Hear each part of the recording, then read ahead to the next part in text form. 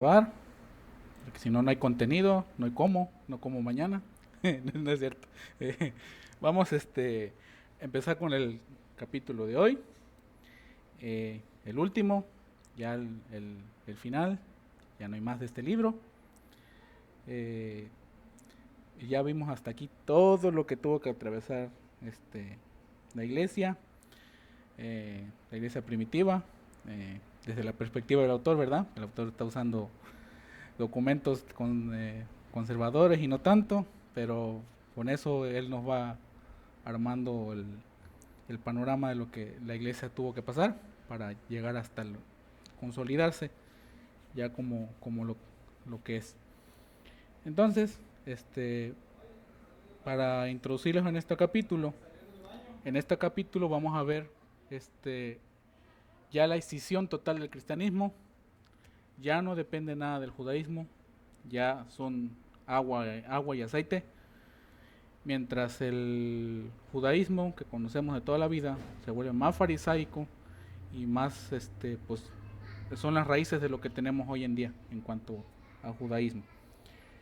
Y también, por otro lado, el cristianismo se posiciona frente a las autoridades romanas y entre la sociedad. Ya no es la secta que descendía de los judíos, ya no es el bicho raro que tenía que considerarse aparte de los judíos, ya tiene su nombre, se da a respetar.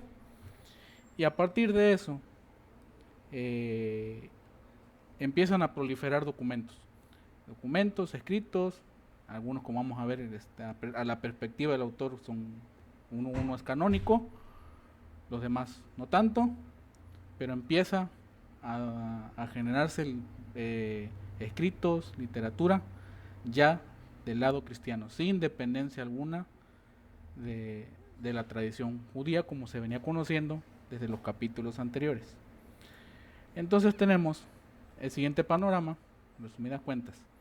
Los cristianos gentiles se vuelven cada vez más numerosos en las iglesias y no sienten nada de nostalgia por depender de las sinagogas. Ya ellos ya hicieron su vida, ya hicieron su identidad como debe ser, ya no extrañan nada de los judíos fariseos, porque recordemos en capítulos pasados que ¿cómo se llama? Que todavía había, aunque había comunidades aisladas, por ejemplo en Roma, había comunidades aisladas de cristianos, todavía, de manera así muy bajita la mano, muy bajita del agua, seguían teniendo contacto con las sinagogas de los judíos. Y por otro lado, los judíos fariseos empiezan a cerrarse, empiezan a cerrar la cerca, la puerta, y se empiezan a concentrar en ellos, en su identidad nacional como la conocemos hasta el día de hoy. Se olvidan de los gentiles, adiós, muy buenas noches, nos vamos a nuestro rancho a seguir fundamentando nuestra identidad nacional como judíos. Recordemos aquí que quien empezó esto fue el famoso el Ben Sakai en la escuela de Jamnia, que empezó a darle el héroe de los judíos, ¿verdad? Con su identidad nacional, él la comenzó a difundir, a rescatar. Recordemos que estaba después del 70, de la destrucción de Jerusalén. Entonces, en eso se enfocan los judíos, ya podemos hablar fariseos. Ya no existen ni saduceos, ni esenios, ni nada. Son judíos fariseos en toda regla. Entonces, siguiendo con este panorama, ocurren algunas cositas, avanzando los tiempos. Ya los judíos empiezan a rebelarse más seguido. En el 115 y 117, se empiezan a rebelar en Chipre, en Egipto, en Cirenaica, hasta Mesopotamia, que apenas había sido conquistada por los partos. Y ahí, curiosamente, en vez de que los cristianos gentiles metieran a la pelea por la nación, pues nada, se abstienen. No vamos con los judíos, nos quedamos acá, ellos que hagan lo suyo. Y de esta manera, también los cristianos también se están ganando reputación con el Imperio Romano, al no meterse en problemas con ellos, al demostrarle no quieren problemas, que todo bien. Y por eso también por ese lado también justamente los cristianos empiezan a adquirir reputación ante el Imperio Romano. Y tanto así que ahí nos vemos en el 124, 125, Adriano envía una carta a Cayo Minucio indicando que no permitiera acusaciones falsas contra los cristianos sin demostrar pruebas. Es decir, ya había una cierta consideración, una cierta protección hacia los cristianos de no meterlos en juicio por la corte romana, la corte civil, sin tener pruebas. Ya eso antes, como recordemos en los capítulos pasados, no se tenía. Ahora ya se tiene. Y ya avanzadito, ya hacia 132, 133, Adriano justamente reprime la sublevación de los judíos con el famoso Bar Kokhba en Palestina, y los cristianos tampoco se meten. Dejan a los judíos hacer lo que es suyo, pues los reprimieron ferozmente, ¿verdad? Pero los cristianos no se meten. Y ahora vamos a ver en dónde estaba la preocupación de los cristianos. Los cristianos se interesan por integrarse en la cultura grecorromana, es decir, ya no quieren quedarse encerraditos como los judíos, quieren salir a las calles, quieren propagar el evangelio, propagar las ideas cristianas, la moral, la doctrina, y es por eso que de esta manera se empiezan a surgir dos escritos. Uno vamos a ver que es canónico y los demás pues no tanto, o sea, terminan siendo gnósticos, pero ahí están, se están generando documentos ya del lado cristiano. Entonces el libro nos menciona algunos de estos, no son todos, hay más, pero este lo quise rescatar. El Evangelio de Tomás, Segunda de Pedro, que es el canónico de la Biblia, la carta de Pseudo Bernabé, el Pastor de Hermas y lo que se considera que es Segunda de Clemente. En el Evangelio de Tomás nos dice que solo hay fragmentos en griego y una versión copta, imagino que de Egipto, y que menos los fragmentos en griego son de difícil datación. Estos transmiten muy básicamente los dichos de Jesús desde el siglo I. Le dan una definición no escatológica del reino de Dios, es decir, tenían rechazo hacia la escatología, y eso provenía de las ideas griegas, y rechazaban también las conductas piadosas, como el ayuno, la oración, incluso la circuncisión, y dejaban a la libre interpretación el Shabbat. Ya no era tan rígido como lo tenían los judíos, y aquí el Evangelio de Tomás lo deja a consideración del lector, el cómo considerar el Shabbat. De ahí tenemos el Segunda de Pedro, que sí es el que tenemos en la Biblia, que según a juicio del autor hay que aclararlo, fue elaborado en Alejandría, de Egipto, hacia el 130 después de Cristo. Es el libro que se destaca porque tiene un griego muy elegante. Aquí entendemos, como veníamos hablando en capítulos anteriores, que el autor considera que muchas de las cartas que tenemos de Pablo, incluso de Pedro, como esta, son pseudónimas, es decir, las hizo alguien, no es que las hizo alguien a nombre de Pedro, a nombre de Pablo, según el autor, para que tuviera más interés la gente en leerlo. ¿Por qué? ¿Por qué razón? Porque ya para estas fechas, cuando se escribe, por ejemplo, Segunda de Pedro, Pedro ya está muerto. Entonces, por obvias razones, no pudo haberlo escrito él. Y lo mismo con Pablo, hay cartas que vimos en capítulos anteriores, que claramente son después del 70, a juicio del autor, y supone que Pablo ya no sobrevivió a esas fechas, pero las cartas aparecen. Entonces tuvo que haber sido alguien más, no pudo haber sido la mano de Pedro, a consideración del autor. Entonces, siguiendo con Segunda de Pedro, nos dice que fue admitida en el canon, en el Nuevo Testamento, muy tardíamente, justamente por la razón que les digo. Dice, aunque cita abundantemente el Antiguo Testamento, defiende el regreso de Cristo ante los herejes y gentiles, tentados a renunciar a la parusia, el regreso de Jesús. Curiosamente ya no menciona ninguna cuestión con los judíos, que hace muchos capítulos atrás mencionamos que la principal cuestión con los judíos, cuando vimos en la controversia de Pedro y Pablo, si no mal recuerdo en Antioquía, fue lo de judaizar y también la circuncisión.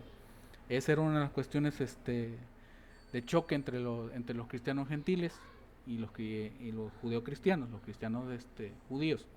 Aquí ya, en la carta esta desaparecen. Ya no les preocupa para estas fechas ese tipo de cuestiones. Ya el cristianismo va enfocado hacia adelante, hacia otra cosa, no a estar resolviendo controversias de atrás. Va hacia adelante aquí. Entonces, pasamos con Pseudo Bernabé. Esta carta, datada más o menos entre 150 a 200 después de Cristo, también escrita en Alejandría, en Egipto, pero ahí nos dice que pudo haber sido Siria. Tiene una influencia de los esenios, más o menos. Y aquí nos dice que fija su atención en reconocer la autoridad del Antiguo Testamento sin prestar en la atención en la organización de la iglesia. Solamente quiere ratificar la autoridad del Antiguo Testamento, es decir, todas las cartas proféticas, todo hasta Malaquías para atrás, todo eso intenta validarlo. ¿Y cómo lo hace? Supuestamente una interpretación alegórica traída del helenismo, de la cultura griega, que era la que usaba en la literatura antigua.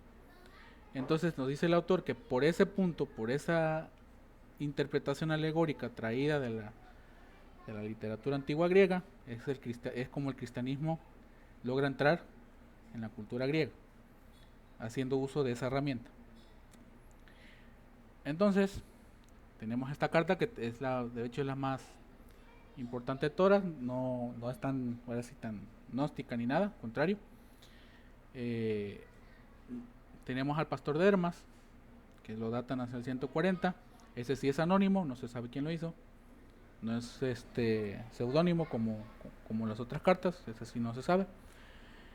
Dice que esta sí hace énfasis en el arrepentimiento para perdón de pecados y tiene mayor inspiración en los libros proféticos del Antiguo Testamento, la apocalíptica judía, y empieza a tomar recursos literarios de la cultura griega. Es justamente lo que decía, que cómo se introduce estas cartas a la cultura actual. Y de ahí tenemos esta carta que supone que es una homilía, una predicación, pero la consideran como segunda de Clemente. Es contemporánea al pastor de Hermas, así se puede haber hecho más o menos en las mismas fechas. También hace hincapié en el arrepentimiento y se remite especialmente a Isaías, escritos de Pablo y dichos de Jesús principalmente. Aquí sí hay que destacar que en esta carta afirmaba la deidad de Jesucristo y veía al judaísmo como una transición, decía el libro, como una peripecia, es decir, como algo que tuvo que ser así.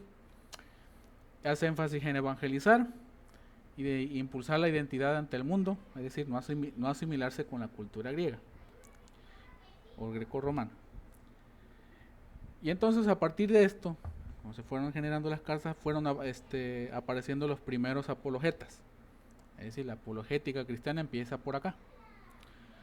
Entonces tenemos algunos rastros, como la apología de Arístides, que condena los cultos paganos y que adoren a los ángeles, y la mejor prueba de y también como de manera apologética hacia los cristianos, dice que la mejor prueba de que los cristianos adoren a Dios es su conducta moral y piadosa, por lo que se debe reconocer que son ciudadanos ejemplares. Eso es lo que nos dice básicamente la carta de Arístides, de la apología de Arístides. Y ahí empiezan a aparecer los más famosos: Justino Mártir, en este caso Melitón de Sardes, Atenágoras, ahí viene Clemente, más adelante. Es aquí donde los apologetas empiezan a pisar calle, empiezan a mostrarse ante la sociedad, a responderle qué era el cristianismo, por qué no era como lo pintaban, y es justamente lo que decían al principio, hacerlo aceptable ante las autoridades romanas y la voz popular. Eso era el objetivo de los apologistas en ese entonces. Entonces, a partir de aquí, ya voy a cerrar esto. Acá, perdón. se concentran en responder a la sociedad lo que era un cristiano. No, como ya ves, todos tenían ideas de qué eran, pero pues ninguna era buena. Entonces, a partir de esto, el cristianismo nos dice se vuelve respetable, una religión, ya no es una religión ilícita como lo teníamos antes en capítulos anteriores, ya no es para el Imperio Romano una religión ilícita, ya es respetable, ya no la puede negar nadie y sobre todo se vuelve razonable, se vuelve comprensible, se vuelve aceptable, no es algo de otro mundo, no es algo que como los gnósticos que tenían un conocimiento muy elevado, no, era razonable para todos y de acceso para todos. Pero como toda película debe tener antagonistas, ¿verdad? Por el bien del cine, por el bien de la trama, resulta que mientras defendían el cristianismo, gente como Justino Mártir y todos ellos, Clemente, Ireneo de León, surgieron tres corrientes, sobre todo opositoras, y a qué se oponían, justamente a que el cristianismo no intentara convivir con la cultura grecorromana. Y entonces aquí tenemos tres vertientes. Tenemos a Basílides, escritos, y a Marción en especial. Nos dice que Basílides fue el primer maestro gnóstico. ¿Y qué decían Basílides? En su escrito decía, trataba de un Dios trascendente que del cual emanaba el pensamiento, la palabra, la prudencia, la sabiduría y la fuerza. Es decir, totalmente que Dios era como una especie de ideas nada más, conceptos, pero no era lo que es uno solo. De ahí tenemos que empieza a insistir en la salvación por la gnosis, por el conocimiento, y que Yahweh es el malo de la película, que Yahweh es el malo, que Yahweh causa esto, que Yahweh causa el otro, y así, o sea, no le rompe por completo con lo que el cristianismo venía difundiendo. Y de ahí tenemos el Evangelio de los Hebreos, de los Ebionitas, que los Ebionitas también fueron unos herejes en particular. Y este documento que se llama el Querigma Petró, la predicación de Pedro, que no es canónica obviamente, no es lo que tenemos en la Biblia. Y solo se conocen estos por menciones en los escritos de Clemente. En el caso de los Ebionitas, la carta se supone que es de Jordania. Y lo más curioso del Querigma Petró es que los cristianos en su consideración forman una tercera raza, es decir, los judíos son una cosa, los griegos son otra y los cristianos son otra. Y también, entre otras cosas, tenían el monoteísmo judío, es decir, rechazaban la cristología, rechazaban, para ellos Dios uno solo es, y de ahí no lo sacabas. Y entonces también quiebra con el cristalismo que se estaba formando, ya terminándose de formar. Por ese lado, quiebra con la cristología. Y tenemos a Marción, famoso Marción, ¿verdad? ¿Cuántas cosas no hizo? Que es un comerciante de familia cristiana, publicó su antítesis, es decir, sus escritos, ¿verdad? Dice que tuvo una controversia con Policarpo, justamente por sus herejías, donde dice que el Yahweh no tenía, Dios Yahweh no tenía nada que ver con Jesucristo, y forma su Biblia, es decir, sus escritos, ¿verdad? Sus sagradas escrituras, de una versión recortada de Lucas, es decir, le cortó los dos primeros capítulos, menciones del resucitado en los evangelios y algunas cartas paulinas, que era lo que le decía la vez pasada, que es curioso porque las cartas paulinas empezaron a surgir entre las iglesias y las miraban con recelo, es decir, las miraban así como de lejitos, a ver como que, pues será, no será, Pero mientras tanto Marción se metió por la puerta grande y dijo, tráelas para acá. No todas, porque no las considero todas, pero curiosamente Marción es el que considera canónicas algunas de las cartas de Pablo, cuando en ese entonces la mayoría de las iglesias no las querían, les miraban con recelo, con sospecha, no sabían qué hacer con ellas, pero ya se andaban difundiendo. Y así llegamos al final del camino, hacia el futuro, es decir, ya hacia el 125, 150 después de Cristo. Entonces, ¿qué provocan estas tres corrientes antagónicas? Ya las herejías a todo lo que da, que la iglesia se organizara mejor, que se defendiera y definiera su fe y se empieza a hablar del canon, es decir, de la composición de los libros de la Biblia. También da lugar al símbolo de los apóstoles, es decir, al credo apostólico y al episcopado monárquico, que ya vimos la vez pasada que ahí la maestra no está de acuerdo y yo no creo que tampoco. Y justamente empiezan a surgir debates al interior del cristianismo, ya formado, ya separado del judaísmo, para introducirse en la sociedad greco-romana, es decir, seguir haciendo caminos, seguir haciendo brecha entre la sociedad, y ya no tienen ninguna dependencia del judaísmo. Ya las épocas donde Santiago era ahora sí como dijimos aquella vez, el papa, por el poder que tenía desde Jerusalén, ya no existe eso, ya no hay controversias con los judíos, ya, ya el cristianismo ya está en la puerta para decir, nos vamos y es por este camino, a forjar su propio camino. Entonces, ya con esto, pues es todo por mi parte. Ahora sigue la maestra con la conclusión. No sé si quieran comentar algo antes de empezar aquella parte. Em, bueno, sí, antes de pasar a la conclusión, no solo del capítulo, sino del libro, ¿no? Em, quisieras yo hacer algunos comentarios, pero antes no sé si alguno de los demás tiene algún comentario que hacer. Ay, quiero saludar a Yera, que estaba invisible, pero que ya la vemos. Hola Yera, bienvenida.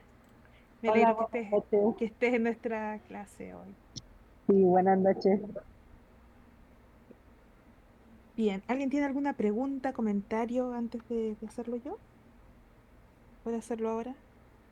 Una pregunta, un comentario, lo que quieran decir. Es el momento.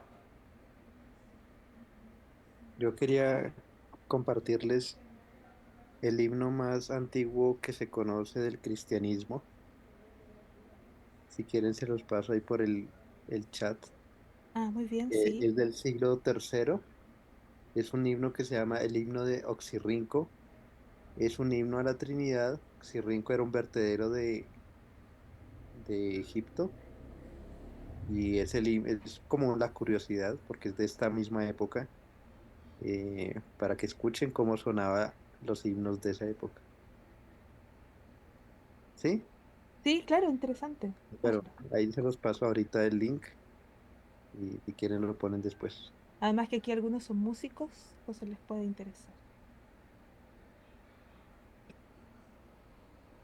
Sí, lo pongo ahorita, entonces, Sí, para que ok. sí.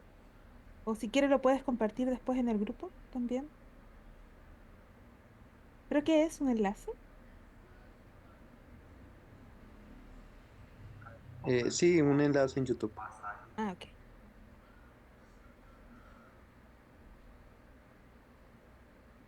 Vamos a esperar entonces que Arlington nos comparte el enlace. Y mientras yo quería hablar de algunas otras cosas, Ya. em, ya, gracias Arlington por compartirlo. Y lo vamos a estar revisando. Yo quería compartirles como hacer algunos comentarios em, en relación a lo que estuvo explicándonos Luis. Si bien, no sé si puedes retroceder un poquito, Luis, hasta donde donde empieza a hablarse de las cartas que algunas son gnósticas, ¿Esto?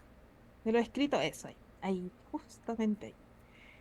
Bien, quería hablar en especial de los pseudopigráficos que como que se le atribuye a Pedro y especialmente los deuteropaulinos, ¿cierto?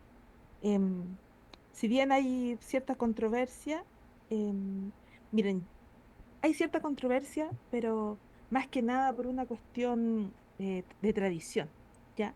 Porque si hablamos del dato duro, me refiero al dato histórico duro, eh, no hay tanto debate, ¿ya? Porque el contenido interno, tanto en este caso de Segunda de Pedro como de las Deuteropaulinas, eh, se reconoce que es muy difícil que el autor sea Pedro o Pablo, ¿ya? Sin embargo, la tradición pesa mucho, sobre todo en, en iglesias o en comunidades más tradicionales. Ya, ahora, eso no significa que 100% esté seguro que no fueron los autores los apóstoles, ¿no? Pero es bastante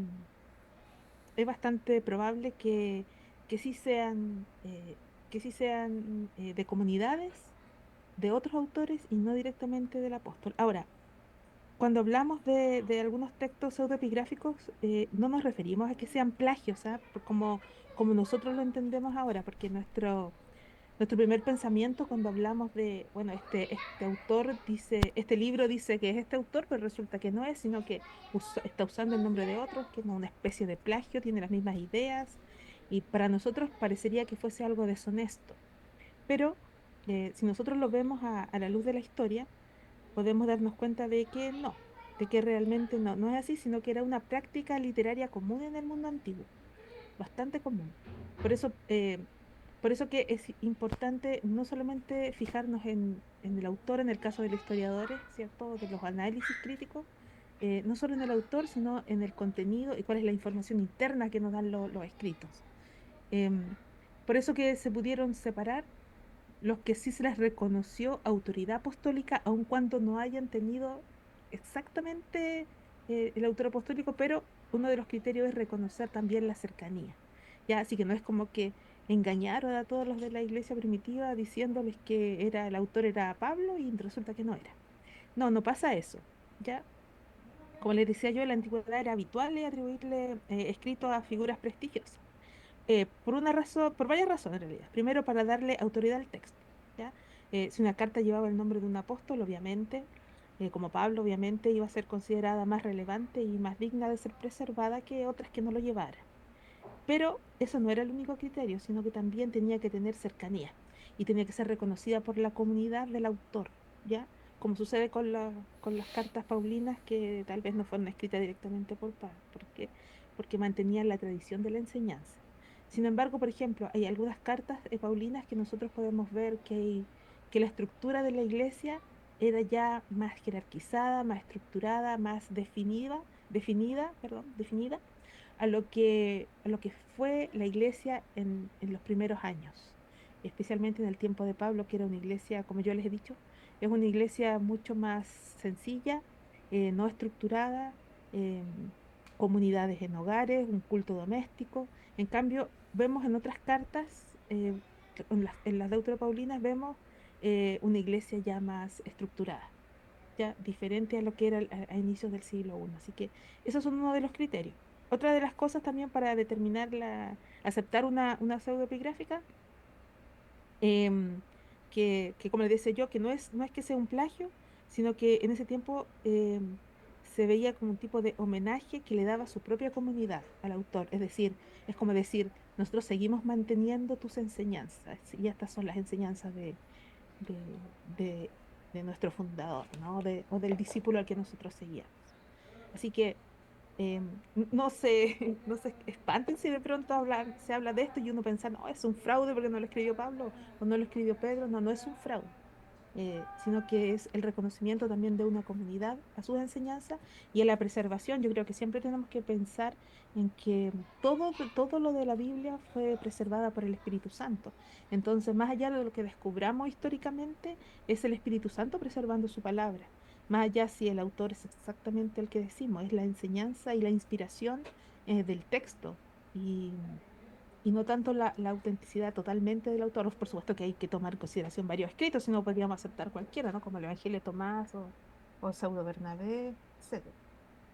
claro, como dice Anita, lo importante es el mensaje y que sea realmente el mensaje que tenga esta continuidad desde la Iglesia Apostólica. Bueno, y a diferencia, por ejemplo, Pedro, que aunque se puede pensar que es pseudoepigráfica, eh, pseudoepigráfica es que no, que el autor no sea el que dice que es. Pero tenemos la diferencia, por ejemplo, Tomás, que es un evangelio que podríamos decir, pero también Tomás lo escribió Tomás y también está, puede haber sido su comunidad. No, porque es muy tardío. Ya no es tan cercano a la comunidad, ni siquiera al apóstol. Ya de Tomás estamos hablando ya pasadito el siglo II, así que lo mismo Bernabé.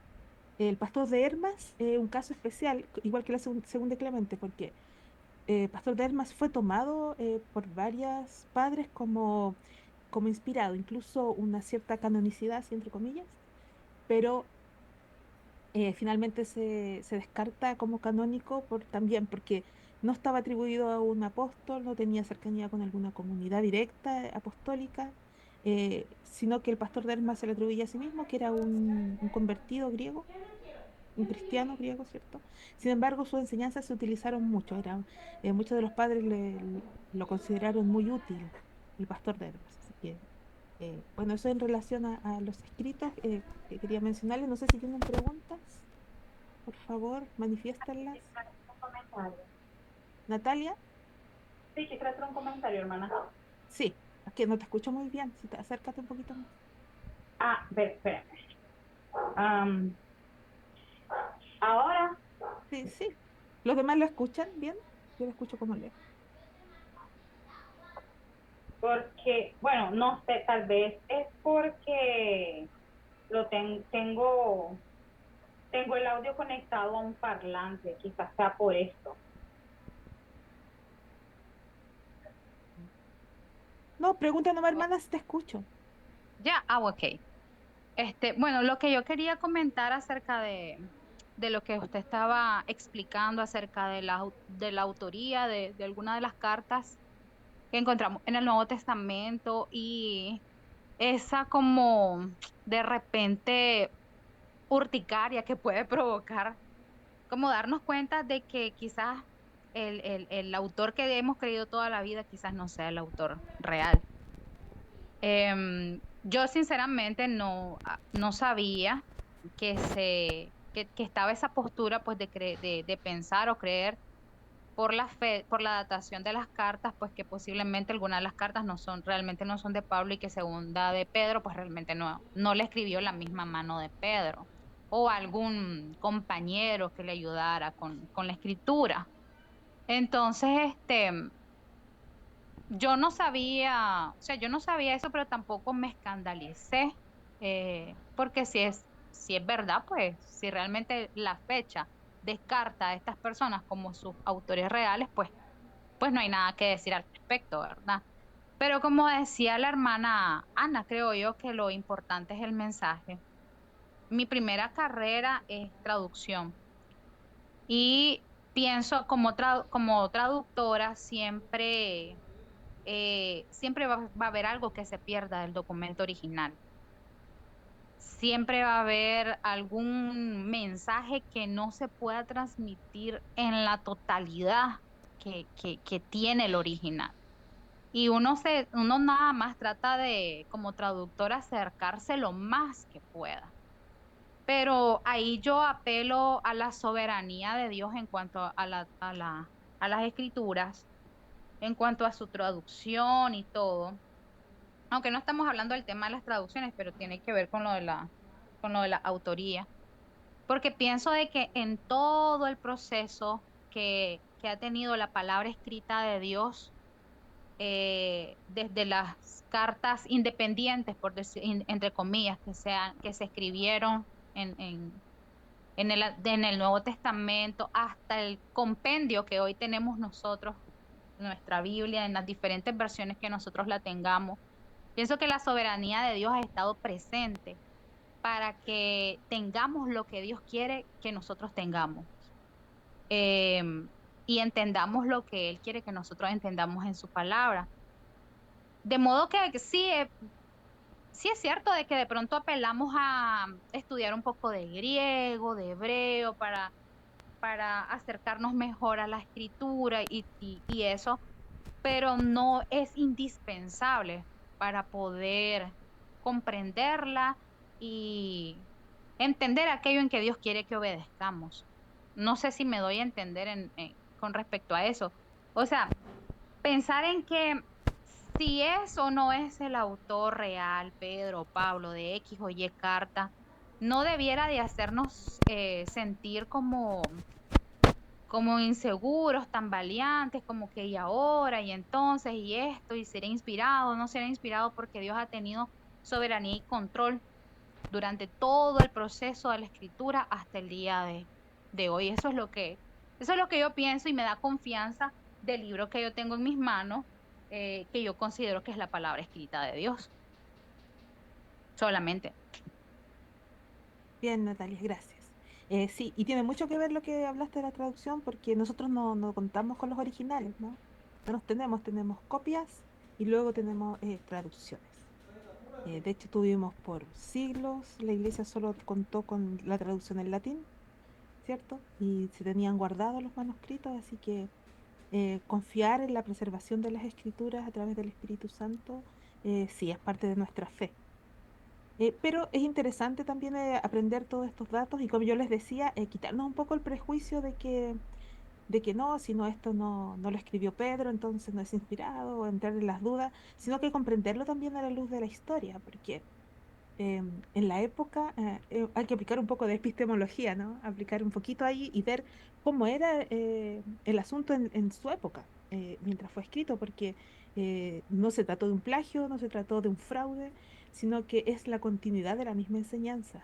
Así que, y que era muy común en la época, no solamente con la Biblia, sino que con muchos otros escritos, que se preservaban así y también nos llegó así. Y también confiar en que Dios guió a la iglesia también para reconocerlo, ¿ya? Porque a diferencia de lo que dice el catolicismo romano, la iglesia no crea el canon, sino que lo descubre.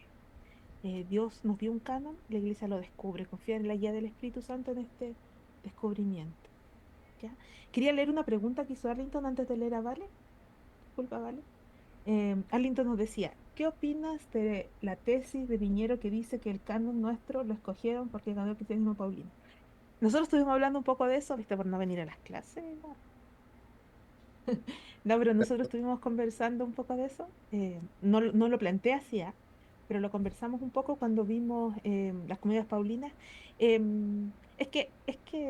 Piñero, como es, aunque él no lo dice, pero él es un poco anticristiano, aunque se presenta como amigo de los cristianos, no hay muchos cristianos lo utilizan. Es interesante sus análisis, sus respuestas, pero em, el cristianismo paulino sufrió más bien más revés que propiamente triunfos, ¿no? Cuando fue por mucho tiempo derrotado por el cristianismo más judío, por de la comunidad en Jerusalén especialmente, fue rechazado, fue relegado incluso, menospreciado. Pablo, mucho tiempo después de su muerte, las cartas paulinas prácticamente no fueron reconocidas, hasta sí, aquí sí podemos decir un poco como Piñero, hasta que los escritos, las comunidades más helenizadas o más gentiles comenzaron a tomar más autoridad dentro de la iglesia. Yo diría que los escritos paulinos sufrieron mayor difusión por esta idea del cristiano gentil de dejar atrás el judaísmo. Entonces, la comunidad paulina representaba eso, representaba una universalidad del mensaje, a diferencia de las comunidades más judaizantes. Claro, ahí, como puso Luis. Eh, ¿Cierto? Así que yo personalmente te puedo decir em, que sí y no.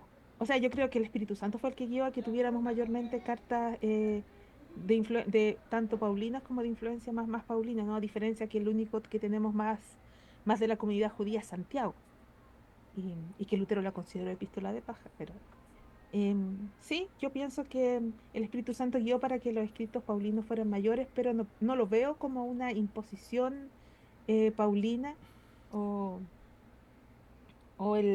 o un triunfo paulino, sino lo veo como un triunfo del cristianismo separado del judaísmo y ver esta separación del judaísmo eh, como un triunfo para el cristiano para hacerse una religión distinta al judaísmo. Entonces, en ese sentido, sí, pero no por imposición, ¿ya?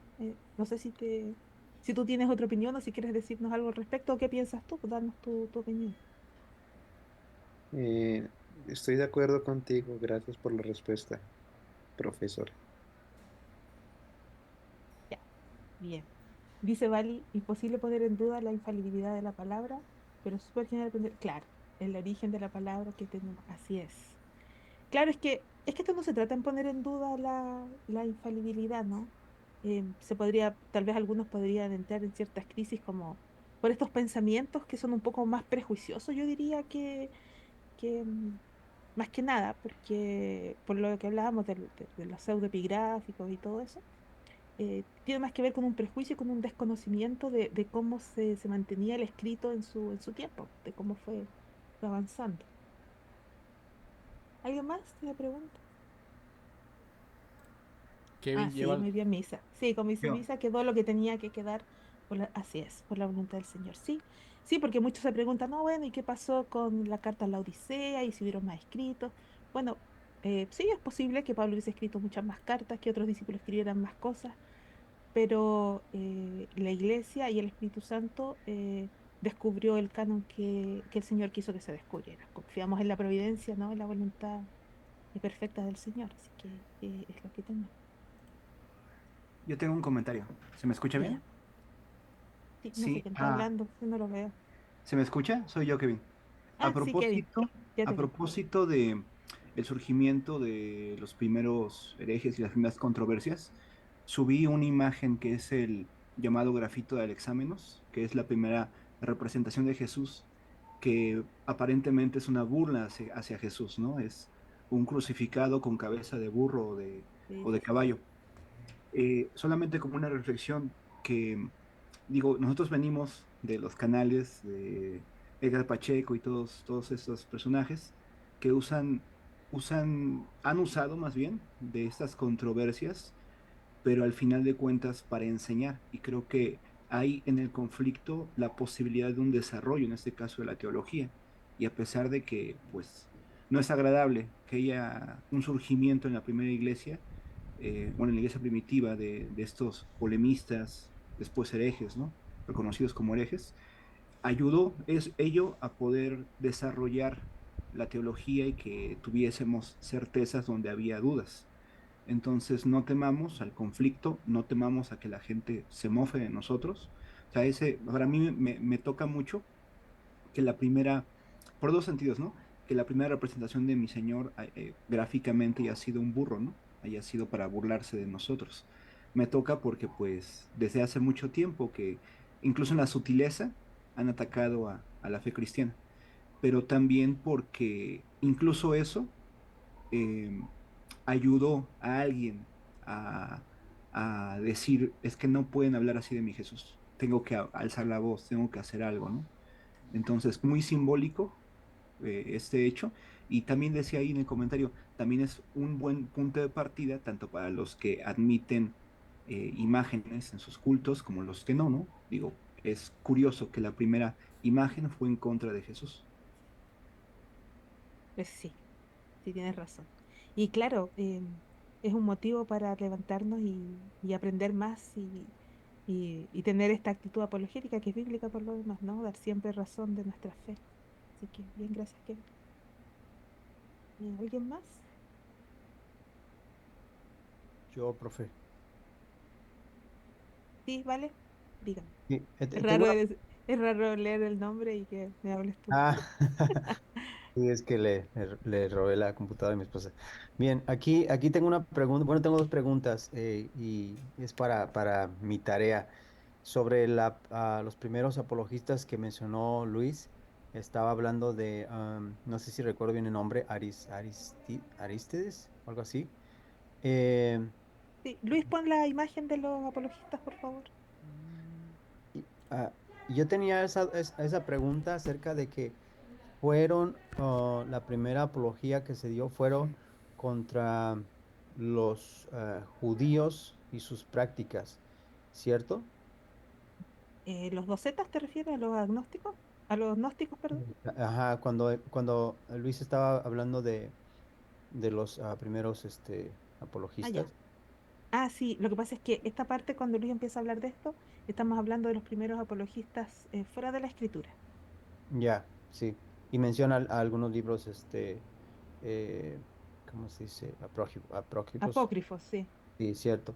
Ok, aquí en el libro dice, después de la apología de Arístides, menciona los apologetas posteriores, dice, a todos los mueve el deseo de hacer al cristianismo aceptable a la opinión y a las autoridades romanas.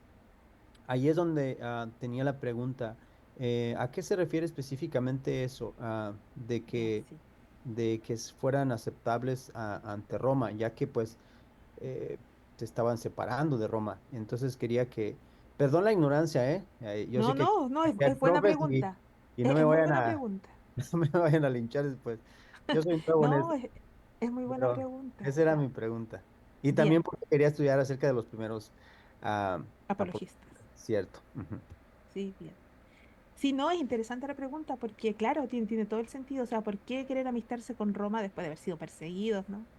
Perseguidos. Bien, mira, muchos cristianos fueron disidentes a esto, ya, disidentes a querer llevarse bien con Roma.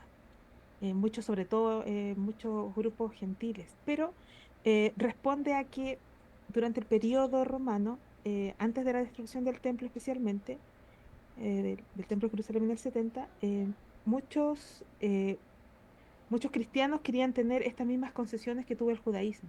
Ya estos tratos, el judaísmo tuvo un trato con el imperio de más permisividad. Ya, entonces se les dejaba más libertad de culto.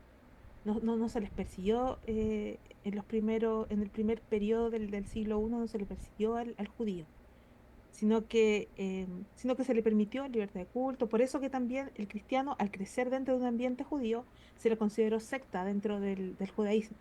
Entonces tenía también cierta libertad. Pero al separarse más y después de la revuelta judía y de la destrucción del templo, ¿no? La guerra judío-romana, también Luis nos habló ahí de las guerras con Chipre y con otras localidades, el judío ya fue expulsado, expulsado de tierras romanas. Entonces el cristiano quería tener este mismo como libertad religiosa que tuvo el imperio, pero a la vez dar testimonio de lo que significaba ser cristiano, que era distinto al judaísmo, que se rebeló, por eso que no apoya, como cuando vimos en las guerras que nos mostró Luis, por eso que no los apoyó a los judíos, siendo que algunos eran judíos convertidos al cristianismo, otros eran gentiles y que podríamos decir, bueno, igual tienen este nexo, ¿no? Es judeo-cristiano, pero no lo apoyaron. Y es porque el, la visión cristiana de la época en relación a Roma es un poco más de demostrar testimonio, ¿ya? El testimonio de que el cristiano tiene una patria celestial y no pretende apoderarse de ningún imperio, ni de tierras, ni de nada, sino, en primer lugar, tener amistad con todos, que amaba a todos. Entonces, el amor fue lo que quería demostrar y tener buen testimonio. Entonces, por eso trata de hacer tener esta relación más amena con Roma.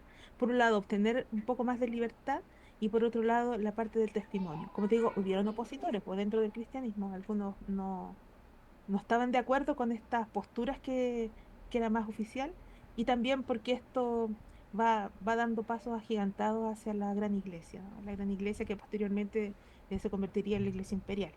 Y claro, va dando pasos hacia eso, a después unirse con el imperio. Y sí, tal vez puede ser un poco contradictorio para nosotros teniendo una visión de lo que sucede después. Pero en el momento, a los cristianos de la época les pareció que necesitaban que fuese así. ¿Ya? Entonces, claro, por eso sucede eso. Pero sí, gracias por tu pregunta. No, Em, muchas gracias. Nada más, perdón, es que ahorita que mencionaste algo, ah, eh, dentro de los mismos cristianos que mencionaste que también había esas eh, vamos a decir así, debates, ¿no? Entre ellos mismos, esas diferencias, ¿cierto? Es lo que entendí. Sí, sí, sí. Habían algunos que no estuvieron de acuerdo, pero eran los menos. Algunos no estaban de acuerdo con seguir. Recordemos que hasta aquí no tenemos una iglesia unificada totalmente como una institución, sino que lo que tenemos son comunidades. Y comunidades que también les costaba todavía la comunicación entre ellas. Entonces, algunos que estaban, los cristianos que estaban más en Europa no estaban totalmente de acuerdo con los que estaban en Asia, no sabían exactamente lo que sucedía y cómo funcionaba ahí. La iglesia, recordemos que la iglesia que fue más perseguida fue la que estaba en Roma, la comunidad romana, y que fue la que le costó más crecer, de hecho, la que les costó más organizarse.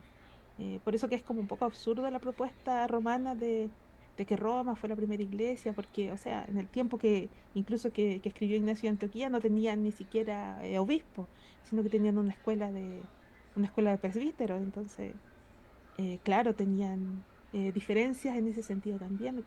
La iglesia comienza siendo muy plural, con diferentes opiniones, incluso algunas enseñanzas bastante distintas, y siguió siendo. Después, por eso que en Trento se dogmatiza frente a tanta pluralidad. Y el dogma, en el fondo, lo que pretende es eso, unificar. Entonces, claro, habían distintas posturas. Vale. Sí. Em, sí, bien, otra cosa. ¿Alguien más tiene que decir algo? Estaba leyendo el chat. ¿Dónde quedó? Ah, Valentina había dicho. Dice, importante destacar que el Señor nos dejó una guía para no encerrar el nuevo pacto dentro del antiguo, sino, digo, sino que Él amplificó el Evangelio para poder ser difundido multiculturalmente y traer lo que muchos llaman la cultura del reino de los cielos dentro de todos los pueblos. Sí, vale, sí, pero a ver cómo te... Es que no estoy segura si te entendí bien. Em, para no encerrar el nuevo pacto dentro... Ah, ya, sí. Claro, porque la interpretación del Antiguo Testamento ahora es distinto, ¿no? Desde el cristianismo nosotros tenemos una visión distinta, porque ahora todo el Antiguo Testamento se interpreta en clave Cristo, ¿no? Todo en clave cristológica. Entonces, claro, es abrir, como tú dices, a esta visión más universal, al reino de los cielos cercanos, sí. Hay que tener cuidado, sí, con la visión que se tiene, este movimiento que hay del reino aquí y ahora, que es totalmente distinto a lo que está diciendo Bali y a lo que nosotros estamos comprendiendo como el reino de los cielos se ha acercado, que era el mensaje central de Cristo. Em, claro, nosotros podemos entender desde el cristianismo una lectura distinta del Antiguo Testamento. Pero yo creo que es válido hacer las dos lecturas, ¿ah? Por un lado, entender lo que comprendió el judío desde sus propias escrituras y cómo lo comprende el cristiano, porque eso nos enriquece mucho para comprender tanto el cristianismo de los primeros siglos, el judaísmo antiguo, y también ver esta visión del judío hoy y del cristiano también, y ver por qué no somos judíos y por qué somos cristianos. O sea, por supuesto que primero por la figura de Cristo, pero también esta forma de interpretar la revelación. Lo empezaron haciendo así. Los evangelistas, los apóstoles, ¿cierto? Siempre nos presentan el Antiguo Testamento en clave Cristo. Vemos a Cristo reflejado, a Moisés reflejando a Cristo. Vemos estas comparaciones con los profetas. Así que sí, sí. Anita, ¿qué dice Anita? Así es, vemos cómo la iglesia se organizó, hizo concilio, hubo códice, exacto. Personas que eran expertas por los escritos bien. Ah, hasta el día de hoy sí, es que ¿sabes qué, Gabriel? Que siempre las herejías siempre vuelven, sí, son como circulares. Por eso hoy día tenemos todavía los testigos de Jehová, siendo que los arrianos por allá por el siglo III, siglo IV fueron refutados por la iglesia, pero siguen aquí, volvieron a aparecer en el siglo XX. Lo mismo y muchas otras herejías que se están resucitando, así que sí, sí, sí. Ahí el Kevin ya se puso a piropear a Nelly. Sí, Nelly, hablas muy lindo. Sí. Ya. Sus ideas han calado hondo en muchos. Sí, Gabriel. Así es. Ahí siguen con sus cosas. ¿Alguien más tiene algún otro comentario o pregunta? Solamente quería aportar a tu último ¿Harrington? comentario Sí. que dijiste que hay que ver el texto como lo veían los judíos, pero Sí, interesante también. hay que distinguir que una cosa es el judaísmo como religión, y entonces que se forja, digamos, desde el regreso del exilio, digamos, el judaísmo del segundo templo, llamémoslo así, que no es exactamente lo mismo que lo que entendían los escritores del Antiguo Testamento. Entonces hay ahí unas distinciones, o sea, una cosa es lo que se propuso el autor, lo que entendía la audiencia original de los libros del Antiguo Testamento, otra cosa la interpretación judía que se desarrolló desde el regreso del exilio y de ahí en adelante, y luego la interpretación cristiana. Sí, claro. Sí, sí, tienes razón. Sí, claro, por eso digo que es interesante. Primero, nosotros como cristianos comprendemos el texto del Antiguo Testamento desde nuestra postura cristiana, ¿no? Y cómo lo ha interpretado la Iglesia históricamente. Pero claro, a la hora de hacer una exégesis más profunda, una hermenéutica más académica, claro, hay que tener todas esas consideraciones. Sobre todo porque uno ve en los escritos bíblicos la evolución de- del judaísmo, ¿no? Uno se va dando cuenta que el judío anterior al segundo templo tiene unas posturas distintas, incluso uno lo va observando en el texto. Creer, por ejemplo, tan distintas como la forma de cómo se percibe la muerte, el propio hombre, la existencia de la inmortalidad del alma, en fin, un montón de cosas que podemos decir. Los ángeles, por ejemplo, que se afirman más firmemente en el, se- en el judaísmo del segundo templo, etcétera. Sí. Es que como tú ahora te estás estudiando más profundamente eso, pero gracias por tu aporte. ¿Alguien más? Bien, Valentina tiene perdón, ¿alguien? Valentina tiene la mano levantada. Ah, perdón, vale. Bueno, sí, o sea, quería destacar eso de lo que comenté de encerrar el nuevo pacto dentro del antiguo, porque, o sea, sobre todo en la denominación pentecostal actualmente, y ya no es un secreto para nadie, porque ya tienen a alguien que se ha encargado de hacerlo por todas las redes sociales, que están judaizando demasiado el evangelio. Y yo seré honesta, hubo un tiempo en que digamos que todas esas corrientes tocaron durísimo mi puerta. Y de hecho es súper triste que hasta están agarrando la Kabbalah para tratar de espiritualizarla y enseñarla dentro de la iglesia.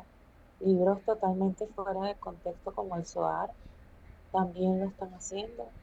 Cuando realmente el Evangelio en Cristo está completo, está toda la revelación que necesitamos en Cristo Jesús.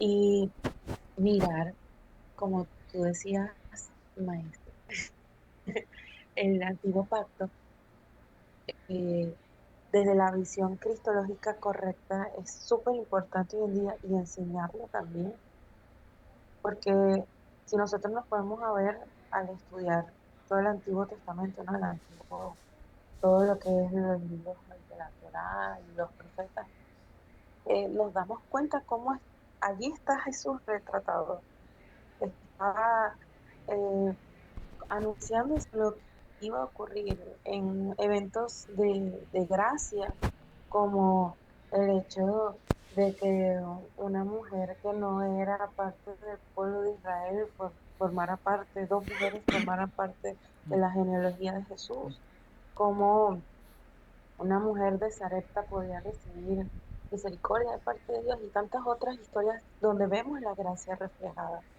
Y eso es súper importante destacarlo hoy en día porque esa corriente está agarrando auge, porque lamentablemente la gente está en un tiempo donde sin darse cuenta cayó en ver para creer otra vez. Y necesitan mística, necesitan manifestaciones, necesitan algo que realmente no es necesario para recibir el Evangelio, porque lo único que necesitamos es recibir al Espíritu Santo verdaderamente en nuestro corazón. Y no estoy hablando de una manifestación a nivel física, sino eso es una convicción del alma. Que Él llega y toca tu corazón y te lo alumbra te da la revelación de Cristo, te da la revelación de la salvación, te da la revelación de lo que es Dios, de que es real, de que está contigo. Y creo que ese evangelio puro es el que necesitamos nosotros retomar y, y está en la palabra. Y ese ha sido el gran error de la iglesia hoy en día, que ha desvirtuado el mensaje de Dios y ha tratado de añadir cosas que no van y ha tratado de quitar cosas que no tienen que quitar. Y es súper importante eh, estudiar bien y enseñar bien como ustedes lo están haciendo. Es maravilloso toda la labor que están haciendo aquí. De verdad que sí, son una bendición y bueno, solo quería decir eso. Gracias, Vale. Señor te bendiga.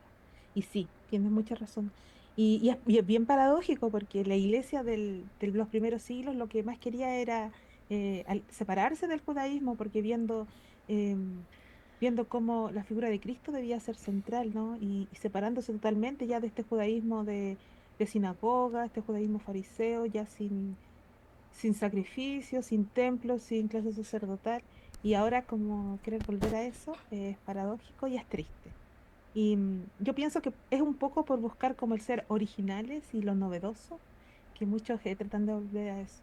Hoy día a la tarde estuve conversando con Yera, que me gustó mucho más conversar con ella, y hablamos un poquito de eso, porque ella decía toda esa experiencia así como buscando lo místico, y en vez de centrarse en Cristo, centrarse en la voluntad del Señor, en su palabra, centrarse como algunos en lo emocional y otros en lo pseudo judío, ¿no?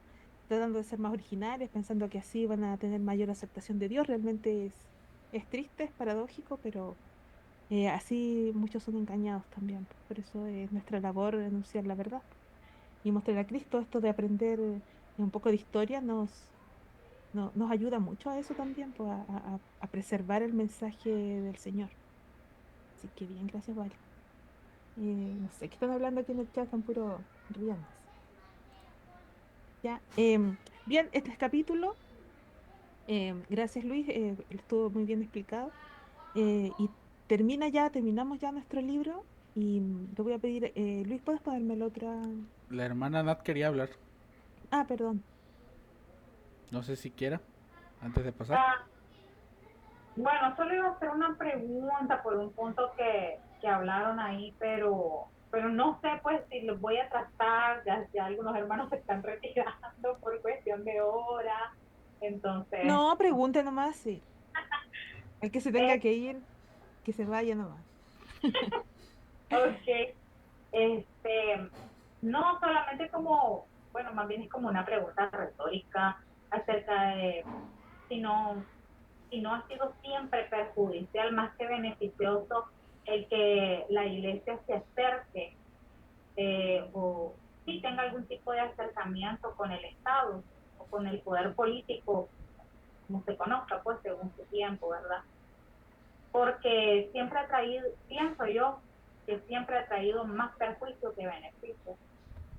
Y no sé si de pronto sea por esta misma reacción natural de querer evitar, digamos, como el dolor o el sufrimiento, que tú advirtió acerca de la persecución para su iglesia, y a veces uno queriendo evitar eso, de pronto mmm, se alía con los poderes políticos. Y no solamente hablando de este siglo en el que estamos, sino pues desde que la iglesia empieza ya a agarrar su forma, ¿verdad? Entonces, no será esto como una evidencia de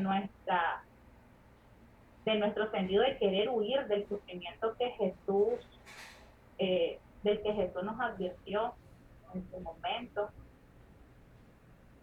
Sí. porque o sea, siempre nos van a pedir algo a cambio, como iglesia, y nos van a pedir cosas que van a ser contrarias a nuestra. Y como ellos nos hicieron concesiones a nosotros, ahora nosotros tenemos que hacerles concesiones a ellos. Pero las concesiones que nos piden son, que son peligrosas, de pronto, pueden llegar a ser peligrosos de pronto. Y creo que en muchos países, bueno, creo que todos saben, no sé si me conozcan todos, pero de los que están en el otro grupo, ¿verdad? Es que yo soy de Nicaragua, pues, y tal vez han escuchado más o menos la situación de acá. Y de pronto los países que tenemos como ese tipo de gobiernos especiales, pues de pronto como iglesia nos vemos como acorralados por haber en algún momento querido escapar de represiones o persecuciones u hostigamiento, pero de pronto nos toca después pagar las consecuencias de ello, por querer huir de algo que tenemos que atravesar y que el Señor nos mandó a huir de ello. Eso es todo, hermano. Gracias, Nati. Sí, sí, tienes razón. La iglesia en este intento de no involucrarse o de más bien de parecerles bien a Roma, de caerles bien, ¿no? De demostrar que ellos podían ser también ciudadanos, que deberían tener derechos. La iglesia termina finalmente contaminándose con el imperio. Y los vimos a lo largo de la Edad Media, ¿no? La iglesia cada vez fue tomando mayor poder en Oriente, en Occidente principalmente, con la iglesia católica romana, de como la iglesia oficial, y claro, se contaminó. Por eso también la reforma radical plantea muy bien esto de la separación Estado-Iglesia, especialmente el anabaptismo pacífico, los pacifistas, porque tenemos un anabaptismo violento, pero los pacifistas, claro, proponen mucho esto, la separación radical de la Iglesia y el Estado, que mantienen aún grupos bautistas, algunos congregacionales también, pero sí es peligroso este asunto de ser tan reconocidos y buscar tanta aceptación del Estado, de los gobiernos, de los imperios, porque es el mundo, ¿no? Y yo pienso que este mismo peligro sucede con el ecumenismo, tratar de caerles bien a todos, de estar bien con todos los grupos cristianos, pseudocristianos, y este diálogo interreligioso también, porque se cae en el fondo en la agenda del mundo, ¿no? Asociarse con el mundo. Y sí, sí, es para conversarlo y es peligroso. Gracias, Nati, por tu reflexión. Vi que está Carlos, estaba pidiendo la palabra. Carlos Fuentes, tenemos gente famosa, más famosa hoy día todavía. Carlos es, Bendiciones. bendiciones, Carlos. Para los que ¿Me no lo escuchan? conocen, sí, para los que no lo conocen, Carlos es el que escribió el libro, bueno, ha escrito como 3 libros ya llevas, ¿no? 3, 4. Y Escribí, creo que 4 y voy por un sí, quinto. me parece que sí. Y Yo solo es, el último fue, bueno, el último que compartimos, incluso estuvimos conversando, fue el el supuesto suicidio de Lutero, y ahí lo compartimos para que sepan que él es el que refutó a Rabasi. Así que ahí está, Carlitos. Te doy la palabra acá. un libro que me hizo ganarme, ¿cómo que se llama? Una funa bien fea, allá por el 2000. No, perdón, por el 2020, fue en época de COVID que yo lo escribí. Solo una pregunta, hermana. ¿Hay alguna prueba o examen sobre esto para ponerme al día? Digo, No, no hay prueba ni examen. Voy a estar poniendo, sí, preguntas después en el grupo, preguntas de reforzamiento. Es que como es el primer libro, todavía no tenemos, y es más de conversatorio que curso con exámenes. Es más, no estamos haciendo más un análisis tipo conversatorio, así que ¿qué libro es, no. hermana?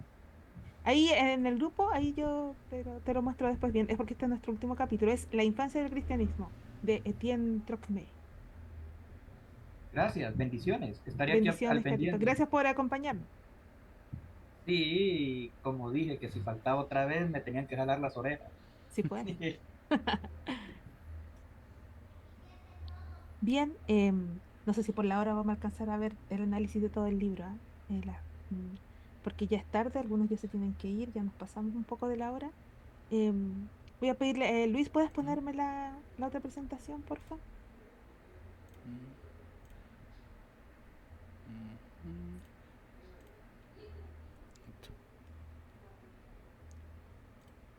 ¿Sí la ven? Sí, ahí la veo Ah, bien, gracias. Bueno, el libro La infancia del cristianismo, uy, no vamos a ver todo, déjame esta nomás, porque ujú. va a ser mucho si vemos todo. A ver si después se los voy a mandar ahí al grupo para que lo vean bien y les voy a hacer así como el video de síntesis que hicimos, voy a hacer uno de esto mismo. Ya, pero sí quiero dar el cierre. Bueno, el libro La infancia del cristianismo, como ya lo vimos, nos narra todo el proceso desde el nacimiento del cristianismo como tal, no de la iglesia, sino del cristianismo. em, y pudimos desplazarnos como esta pequeña comunidad que crece alrededor de las enseñanzas de Jesús comienza a caminar.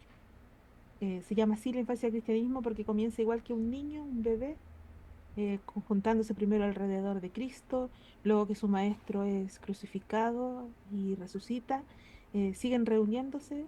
Tenemos los relatos de la Biblia, ¿no? Los icónicos, los 120 en el aposento alto, la llegada del Espíritu Santo, los relatos de hechos, los evangelios.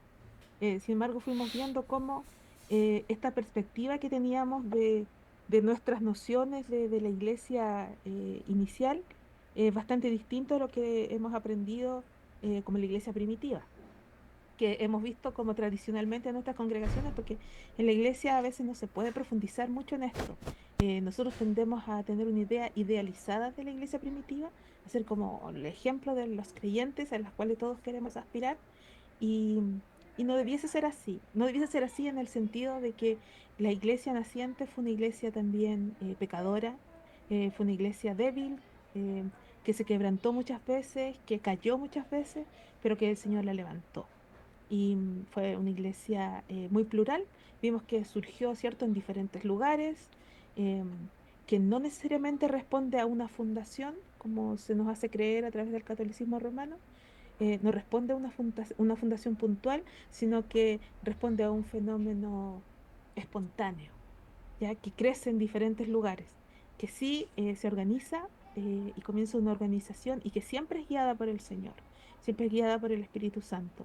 Y no sabemos quién fundó exactamente qué comunidad.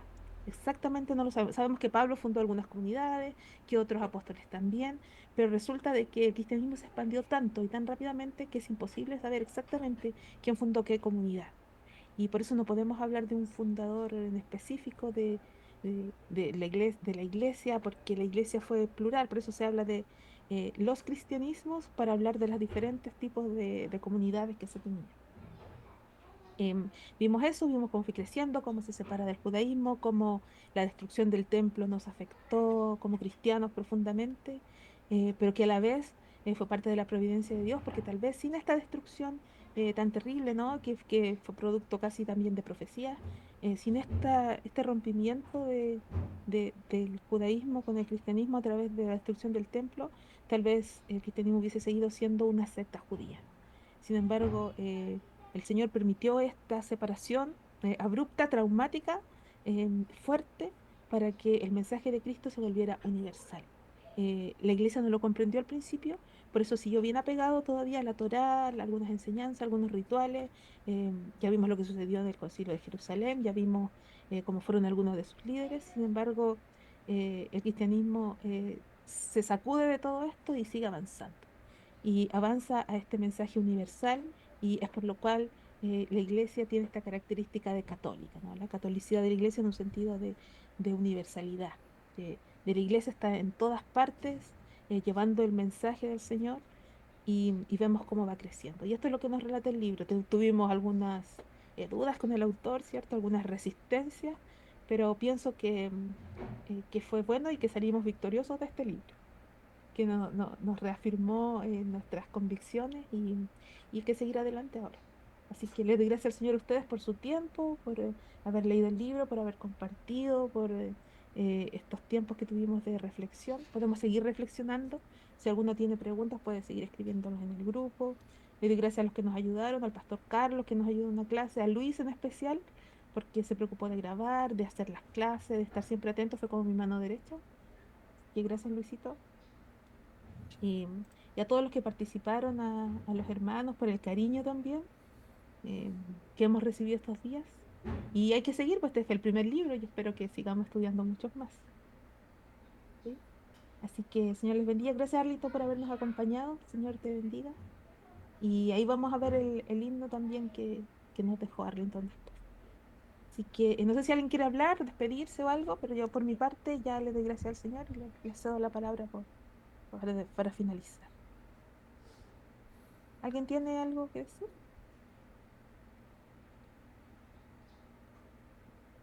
Yo creo que ya tienen hambre. Muy Sí. probablemente. No, Ayer, solo agradecerte, Kat, a Luis, al pastor Carlos, a todos, a los profes, a los escritores, a los colegas, a los maestros, a los, bueno, bomberos, doctores y todos. Bye bye. Chao. Nos vemos. Ya. oremos. Chao a todos, bendiciones. Chao, A comer. cuídense mucho. Buenas noches. Dios les bendiga. Buen provecho. No me lo vaya a comer. Ahora sí, Luis, di buenas noches. De hecho, sí estoy comiendo. Buenas noches. No me repruebe, profe. Ya, Bye, ya. bye. Chao. Dios les bendiga. Bye, chao. Descansen. Chao. Hermoso Bye, bye. domingo. Chao. Chicos, bendiciones.